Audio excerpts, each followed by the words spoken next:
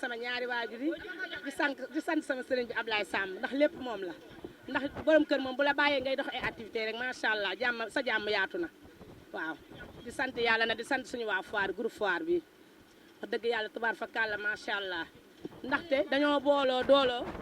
ñun ñëpp di yëkkatandoo di dóorandoo moo waral lii moo tax président Rokhaya Lam invité ñu tey këram dara jeexut macha allah tubaar fa kàlla xam naa ne ku fi jóge moom boo moytuwul boo santee mbay ñeewuma la ndax dara jeexu fa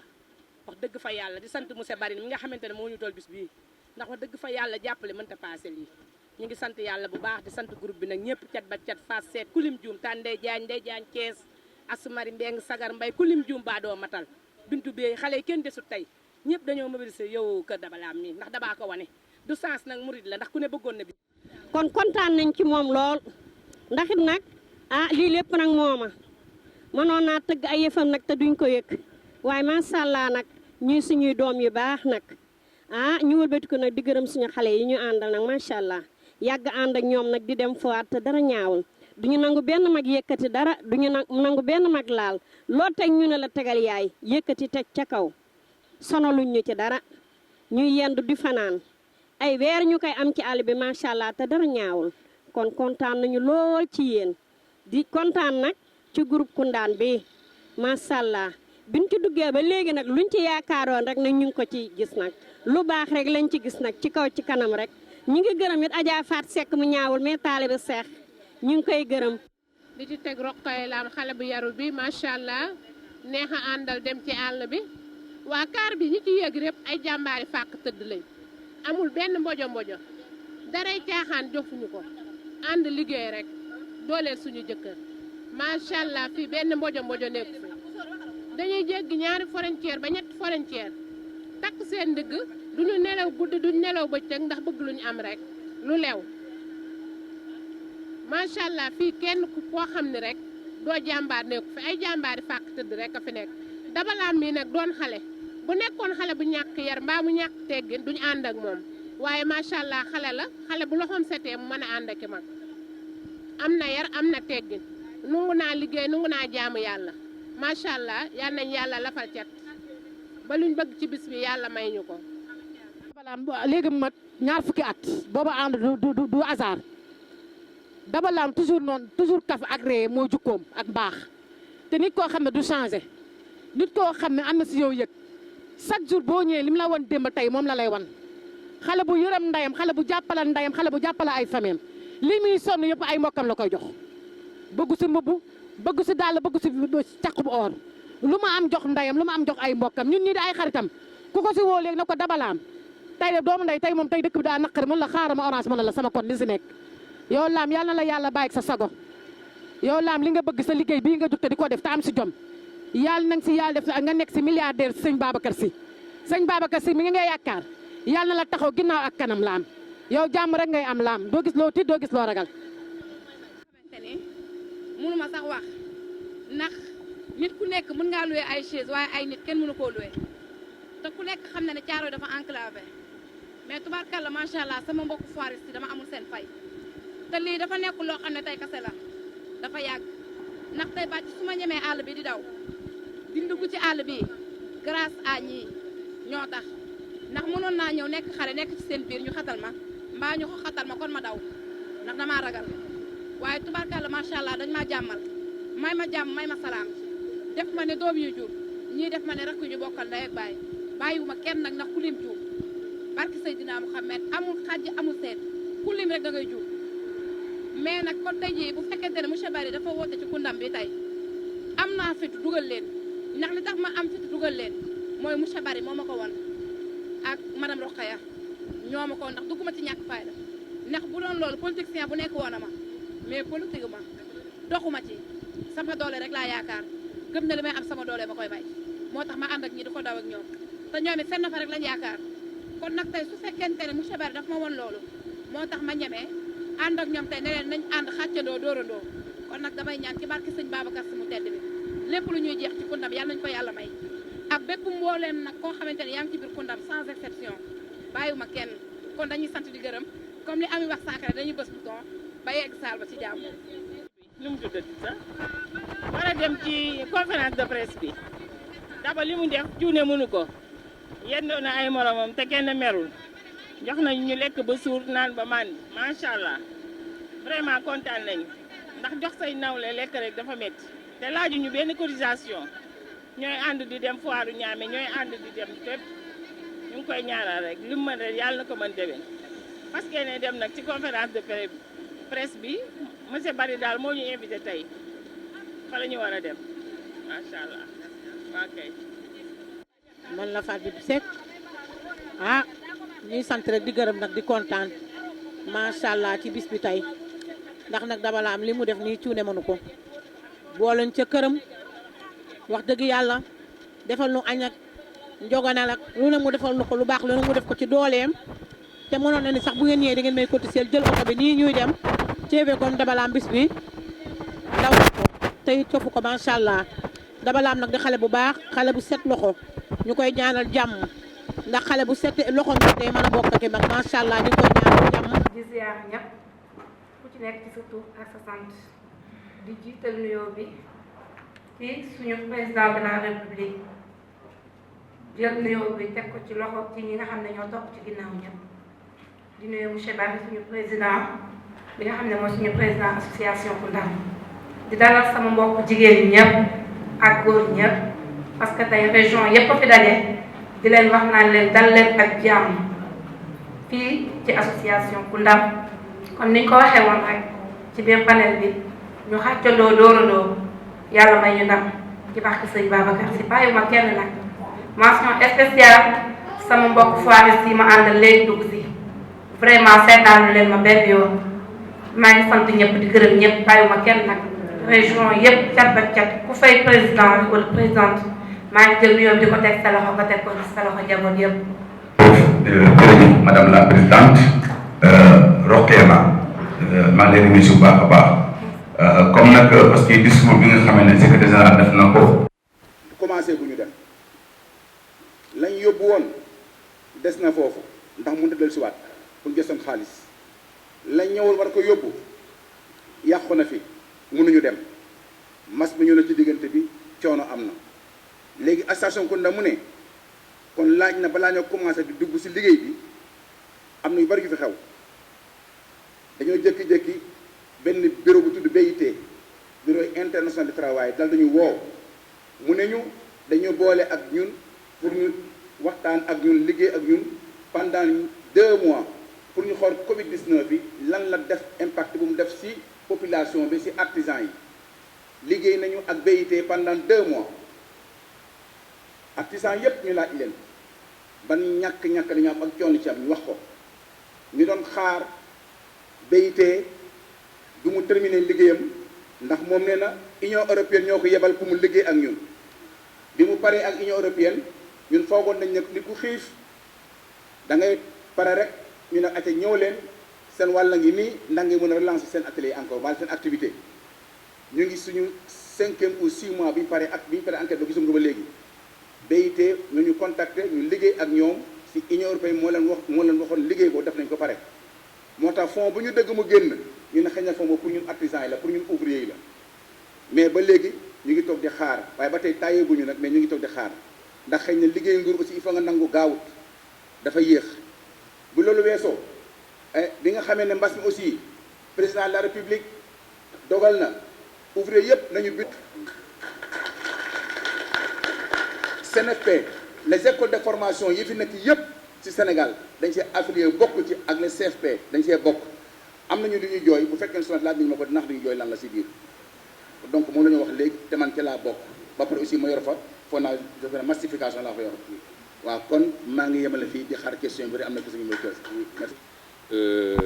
Les bureaux au niveau national, départemental, régional, etc. Et le deuxième thème consiste la Covid-19. Ses effets négatifs sur une très bonne question parce que la Covid-19, c'est au mois de mars, le siège sur nous, par exemple les établissements des écoles qui forment les élèves qui deviennent des artisans, quand le président de la République a demandé la fermeture de ces écoles, alors vous savez, nos revenus provenaient du paiement des élèves. Alors là, vraiment, nos activités sont arrêtées. Et les recettes qu'on recevait à partir du paiement des élèves pour payer, pour prendre en charge nos charges, n'étaient pas là. Alors, nous avons d'énormes problèmes pour régler la nourriture d'abord dans nos familles, mais aussi au plan sanitaire, les prêts bancaires. Mais bien sûr, le manque d'emploi est là, comme dans tous les pays du monde. Certes, les autorités sont en train de faire ce qu'ils peuvent, mais vous voyez, on dit au Sénégal, chaque année, il y a 200 000 sortants qui vont aller au marché du travail.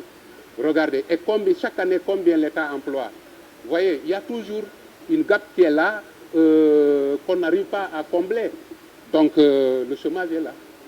Voilà. Formation professionnelle. Koundam. Koundam, bon, mu ngi sosoon ak Kaolack, la région de Kaolack la Koundam sosoon. Voilà, donc, mais c'est social bi mu ngi fii Dakar, fi ñu naan Maris. Bon, daje bi tey li ko waral mooy dañoo jóge ci mbas bi ñu naan mbas mooy Covid-19 bi. mooy Covid-19 bi si lañ jógee mu métti si ñun trop et chaque fois ñu ngi dëgg relance économique bi ñu ngi toog di xaar ñun artisans yi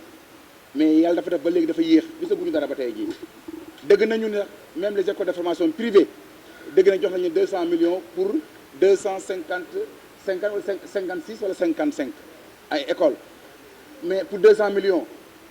mais 200 millions bu ñu ko séddalee 256 écoles de formation privée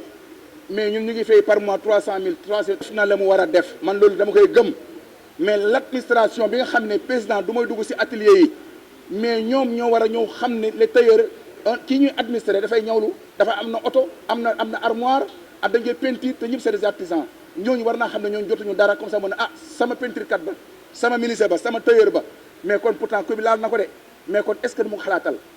kon donc ñun gisaguñu dara ba suñu toog tey jii waaw fi nekk dama bëggoon bu ñu xëyee mercredi ñu ne dem leen rang ngeen jëli seen xaalis loolu laa bëggoon loolu laay woote ko ñu defal ñu ko c'est monsieur Ibrahima Bari président sa Koundam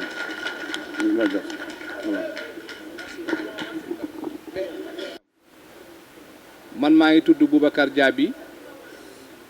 dëkk Tambacounda nekk président l'association Koundam bu région de Tambacounda donc man maa tudd Boubacar Diaby merci beaucoup pour tout le monde. Merci monsieur Boubacar Diaby représentant. maa ngi tudd Fanta Souare jógee région Tamba département de Goudiri commune de Toul présidente Filière de Fodio département de Goudiri maa 15 communes merci. maa ngi nuyu ku ci nekk sa tur ak sa sant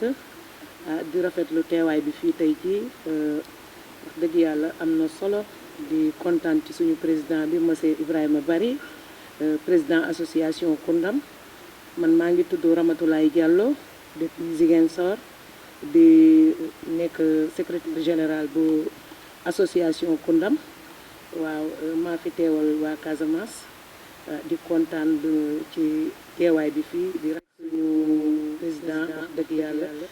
dégg li ñu wax ba mën koo saafara di kontaan ci ñëpp jërë ngeen jëf. dañu waxtaan ak ici affaire téléphone bi tey yàlla mu def ñu ñëw def rencontre bii nii mel nii dañu dëkk fi nga xam ne ñun ñoo bokk benn kii quoi waaw foofu laa yem sama olof bi mooy problème bi. merci. nuyu di leen sant di leen gërëm di présenté wu nag man la Mamadou Bari may présenté wu nag ci suñu panel bi comme Mamadou Ndofane nekk vice-président bureau départemental de Kaolack représenté bi en même temps que madame Rokhaya Ngom ante ay panel tey ñu daje fi xamante comme duñ koy waxee rek c'est le Sénégal en miniature qui s'est regroupé aujourd'hui di ñaan nag ci yàlla buur bi nga xam ne dara teewu ko yàlla bu yaakaar yi tas ñun ñëpp lépp lu ñuy ut yàlla nañu ko yàlla may yàlla na yàlla jàppale association bi ba mu gën ci association yi jërë ngeen jëf merci beaucoup. maa ngi tudd Aminata Ndak si jóge ba Saint-Louis ñëw fii pour fekkee point de presse bi di rafetlu li nga xamante ni moom la si suñu président bi wàccee tey di ko féliciter di ko remercier encore parce que lépp li nga xamante ni moom mooy ñaxtu artisan yi tey wàcce na ko fi di ñaan yàlla li nga xamante ni ñoo ngi koy mbëbal président bi dégguñu mu dégguñu bu baax ba mu ñu ko fajal merci. turam ak santam nuyu suñu président monsieur Barry nuyu suñu présidente moom tam mi ngi ne la toog man la Ndeye Mariane Ndiaye ñëw représenté. waa mbooloo mi maa ngi leen di nuyu man la Ndeye Ndiaye Taïba Niassène maa fi ñëw di présenté waa Taïba Niassène région de Kaolack département bu Nioro maa ngi bokk ci organisation Koundam di rafetlu lu fi jaar lépp di am kontaan bu baax a baax macha allah si président li fi wàcce lépp rafet na ñu ñaan yàlla yal nañu yàlla jotale suñu càkkutéef rek te président dégg ñu bu baax man ñoo jàppale ci barke yonent bi kontaan nañ trop daal Ndeye Ndiaye Taïba Niassène. maa ngi nuyu ñëpp di gërëm ñëpp di sant ñëpp comme suñu monsieur Barry nu mu ko waxee rek mooy bu ndaw bi monsieur Barry bu ndaw bi nu mu ko waxee te mu nekk mooy bureau départemental bu Kaolack maa ngi koy nuyu bu baax di ko remercier aussi di nuyu tamit suñu président monsieur Barry l'initiateur de l'association Koundam maa ngi koy nuyu bu baax di nuyu ñëpp di nuyu membre kii yëpp daal région yi fi jógee yëpp yuy jógee yëpp ñëw fi maa ngi leen di nuyu di leen di gërëm di leen di sant bu baax a baax fu mu nekk nii de sama xol moo kii moo tax vraiment mënuma kii mais maa ngi leen di gërëm bu baax daal di leen di sant ok merci beaucoup nekk leen si jàmm. maa fi teewal région de Louga waa maa ngi nuyu mbooloo mi yëpp waa dama ñëwoon tey pour fekkee si conférence de presse bi macha allah kontaan nañ lool liñ ci bëggoon daal liñ ci suñu gis-gis daal liñ ci mëbët daal yal na ko suñu borom eggaleel mais liñ gis nii daal na xel. ci ni incha allah suñu njiit yi ñu bëgg ñu déglu ñu dinañ ñu dégg incha allah te suñu aaju dina faju bu neexee yàlla waaw ñu ngi ñaan yàlla rek yàlla bu suñu yaakaar tas am nañu yaakaar bu baax ñu ngi sant ñëpp di gërëm ñëpp di jaajëfal monsieur Barry mi waral ñëpp nag ñu ngi koy sant bu baax a baax merci beaucoup. bon nee na kontaan na nag gis na vidéo yi ma ko jot a envoyé ak yooyu noonu moo ngi leen di nuyu yéen ñëpp ku nekk sa tur ak sa sant di ñaan Koundam gën a avancé. yàlla bu déwénee ñu fekk ñu ci leneen fekk ñu ci yeneen projet yu gën a am yi ni doole ba ñëpp reconnaître Koundam incha allah merci. ñëpp di sant ñëpp di gërëm ñëpp tudd monsieur Diagne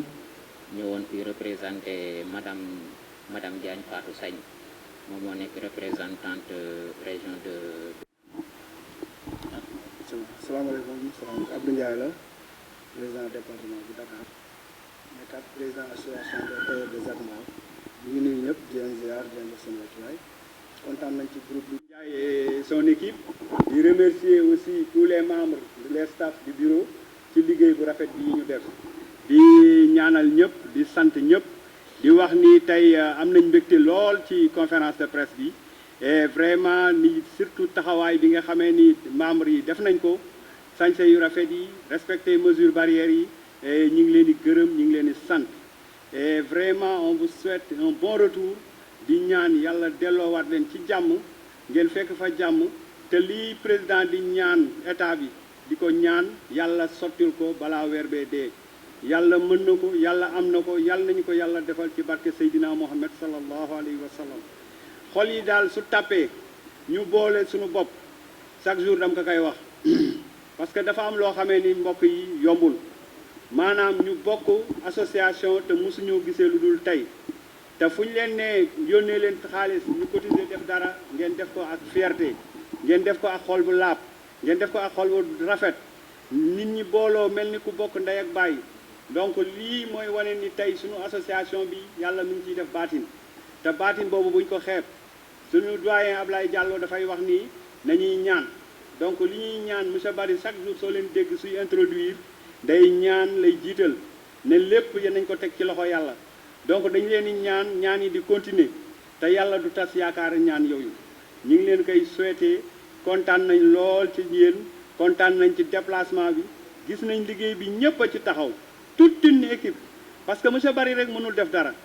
kii jàpp na fii soxna si laam def na lii kii def na lii Abdou Ndiaye taxaw na fële Amath Diouf am na lu mu def keneen def na dara keneen def na dara loolu mooy travail d'équipe et nous en félicitons tout le monde ci coono yi ci wax yi ci crédit yi ngeen di jënd ñu ngi leen di gërëm ñu ngi leen di sant di leen souhaiter un bon retour di ñaanal ñëpp di jaajëfal ñëpp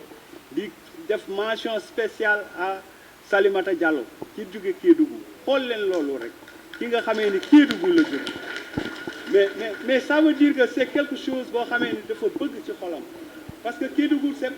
pas ici c'est à 750 kilomètres de Dakar elle pouvait dire que mën naa yónnee ku ma représenter mais ça veut dire que dafa gëm association bi dafa gëm ni association bi dina ko yokk kon yàlla bu yàlla tas yaakaar yooyu yàlla na sunu borom taxawuñu yàlla na yàlla matal lépp ñaa ngi gërëm ñëpp maa ngi sant ñëpp di remercier le président Barry merci beaucoup. xamal leen ni ñi jógee ci région yi yéen ñëpp da ngeen di delluwaat Maris parce que da ngeen di reer ba suur balaa ngeen di départ ñu bëgg a nelaw fanaan ba bët set ngeen dem loolu lañ leen di ñaan ñu delluwaat ndànk kër Barry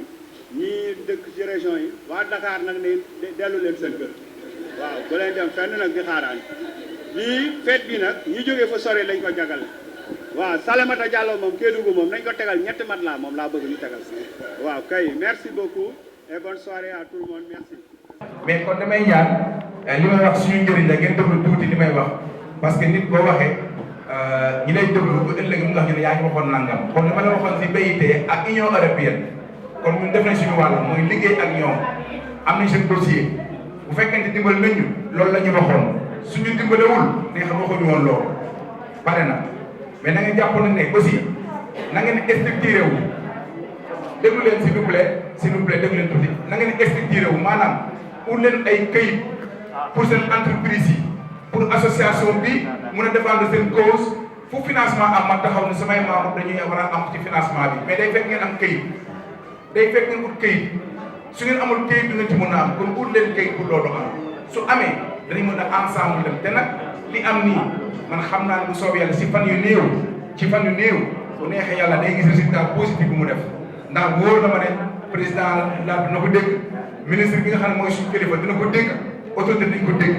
kon nag nañu góorgóorlu nañu structuré wu suñu entreprise yi ku structuré wul amoo droit laaj financement amoo droit laaj say droit parce que yow kenn xamu la pour leen carte professionnelle li nekk chambre de métier yi fii ñu mun faa taxaw wax suñu carte am fa carte financement yi ñëw dañ naan est-ce que artisan nga dana waaw nga génne sa carte professionnelle kon nag pour leen carte professionnelle pour leen reçu de commerce pour leen NINEA pour ngeen am droit laaj seen xaalis bay ne man ouvrier la du ma am xaalisu état bi teg na fi xaalis bari nag mais su ngeen xamul fa mu nekk bu ngeen bokk di leen ko jënd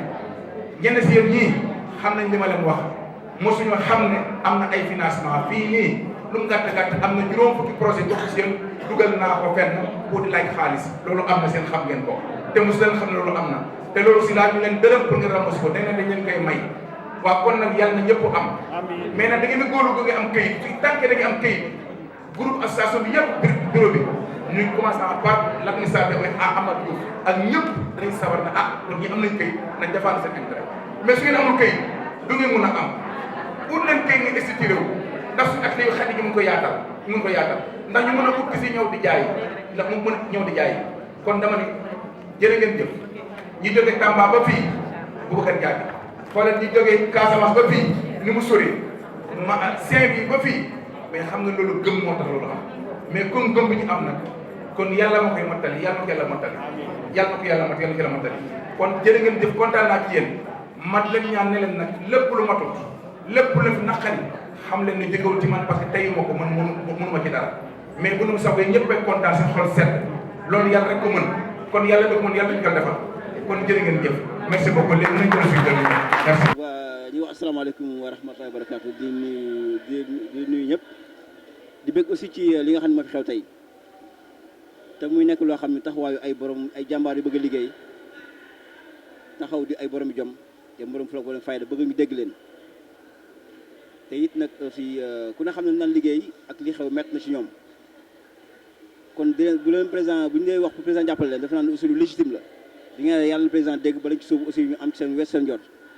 di profité aussi remercier sama sœur Rokhaya mi nga xam ne aussi bi gis ñu xam ko ci taxawaay xam ko ci jom xam ko ci liggéey waaw xam ko ci mu daan dugg ji dem ci fu ne mu dinañ ci région yi ci liggéey seen tey sa activité taxaw kon du ñëpp ñooy taxaw ànd ñoom ak coono boobu di leen ñaan yàlla aussi ñu dégg leen ba yàlla aussi dogal seen activité commencé bañ aussi kenn wu ñu mën dellu ci la nga daan liggéey donc li ci bëgg trop nag ci ceeb bi ñu ci teew te di ci am yaakaar aussi ndax ay liggéeykat ay borom yu jom yu bëgg liggéey bëgg a avancé kon bu ñu taxawee li di wax seen doléance ngir ñu dégg leen je pense que ne aussi tamit day ñaan rek yàlla su borom dégg leen te bu jàppale leen li ci bëgg trop nag di ci taxawaay bi ñëpp nag di ñu remercier macha allah jërëjëf